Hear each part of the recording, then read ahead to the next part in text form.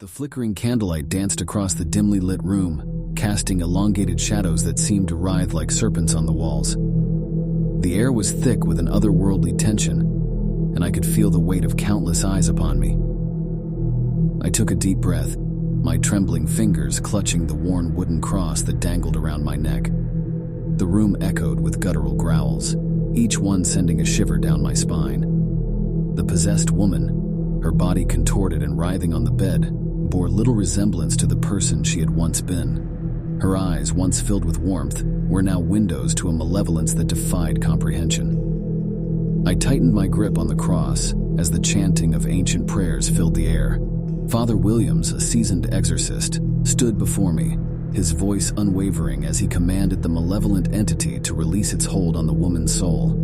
The room seemed to vibrate with an otherworldly energy, and I could feel the pressure building in the air. The woman's voice emerged, a distorted cacophony of sounds that twisted my stomach into knots. Her limbs jerked and spasmed, her body seemingly at the mercy of an invisible force. I could see the desperation in Father Williams' eyes as he continued his relentless barrage of prayers, his voice growing louder and more commanding.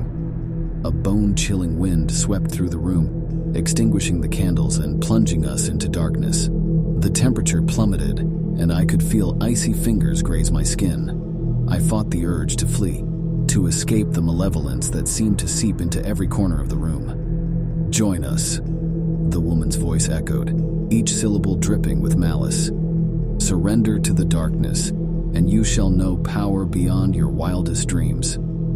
I clenched my teeth, my knuckles white around the cross.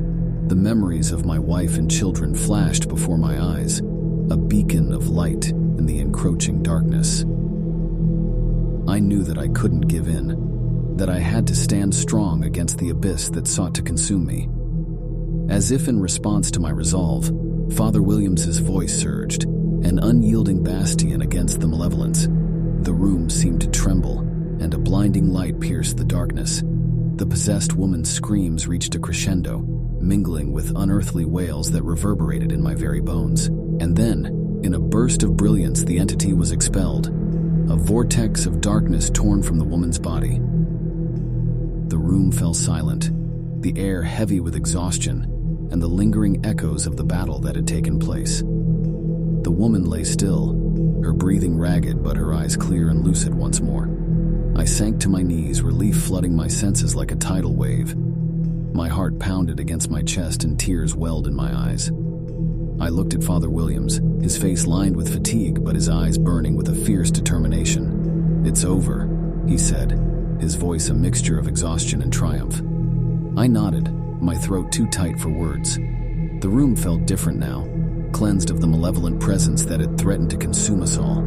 I could hardly believe that we had emerged victorious, that we had faced down the abyss and emerged intact. As I left the room, the weight of the experience settled upon my shoulders. The battle against the darkness had taken its toll, and I knew that I would carry the memory of those harrowing moments with me forever.